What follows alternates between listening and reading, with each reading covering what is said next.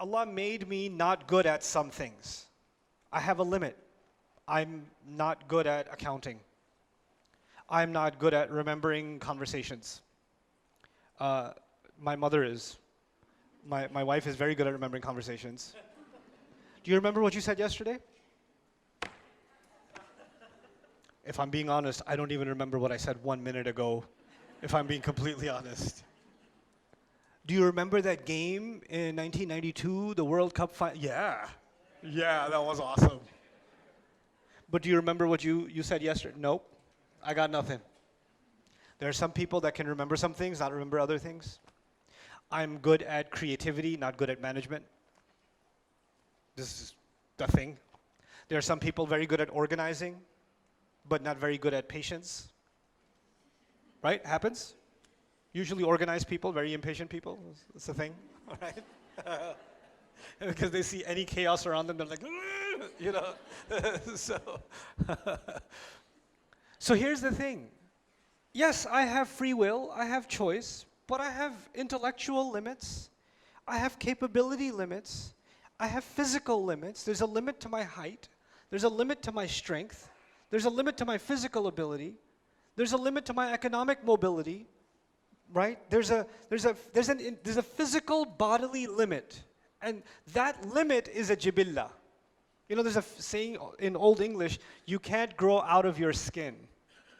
You know what that means? You're made a certain way, and you need to know what you're capable of, and you also need to know your limits, right? If you're not designed to swim, Allah created you like a rock, and so you just bloop, you know. I had a friend who he could drown in 1 foot. It's a miracle from Allah that he could do that. We went to this place, he went on a slide. It was a kid slide. It was a slide. You could stand up on it, your knees won't even be wet. And he's like, like, what? Allah didn't make you for that, right? So there's the limit placed within our genetic makeup. There's siblings, some siblings super genius, super creative, super academic, and the other one super athlete, but don't ask him to study. Allah made 2 different jibillah, you understand? So there is this body that Allah gave us, and this mind, these genetics that Allah gave us that are all different for all of us. The path that Allah chose, that He says He guided you to a path. The path He made was unique to you. And the path He made for me was unique to me. Based on my jibillah, physically, and outside of my jibillah, my environment. This is what psychology tells us. Human personality is made up of 2 things. It's made up of your genetics and just made up of your environment. That's what modern psychology basically tells you, right? And Quran is also talking about how within that environment, like the hadith says, everybody was born on fitrah, parents make them Jews, Christians, and that's environment, isn't it? Right? So your environment and your genetics, within that, Allah gave you a path. Now, a farmer who lives with his kids out on top of a mountain somewhere, and he has to choose the right path, his right path is a different one. And the manager of a multi-million-dollar organization, he's a VP or something like that, his jibillah and his path is a different one. The choices he has to make or she has to make are different ones, you understand? And so each one of them was given the right directive to come back to Allah to do the right thing, and it was put inside of them. This is the jibillah from the body point of view. But then there's the grueling test and the ruh. The ruh itself, meaning there's my physical limits, but then there's my spiritual core inside. That spiritual core also exists inside me. It also has a voice.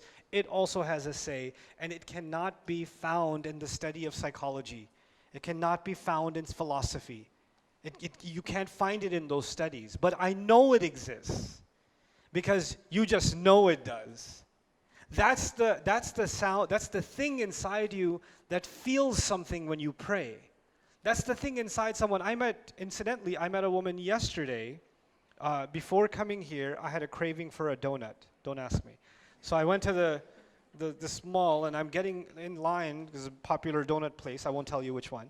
And so I'm standing in line, and this lady behind me was with her 2 kids, and she said, "Are you?" And I was like, "Yeah."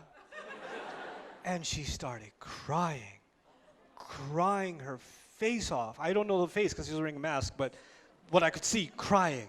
And she had these two little kids, and she goes, I'm actually Buddhist, and I've been looking for Allah, and I've been praying to Allah, and I just found your videos, and it's helped me go through so many difficult times, and every time I pray to Allah, I just know something in my heart is taking me back to it, and I'm listening to her like, Inna hadaynahu sabil. Allah put something inside you, this ruh inside you, it knows where it came from. And it knows it was guided, it was put with a guidance to go back. So it's always finding a way back. Inna hadaynahu sabil. So this is actually the test of the ruh itself. Sign up for Bayyinah TV today and watch this deeper look of Surah Al-Insan plus many existing surahs and future surahs to come.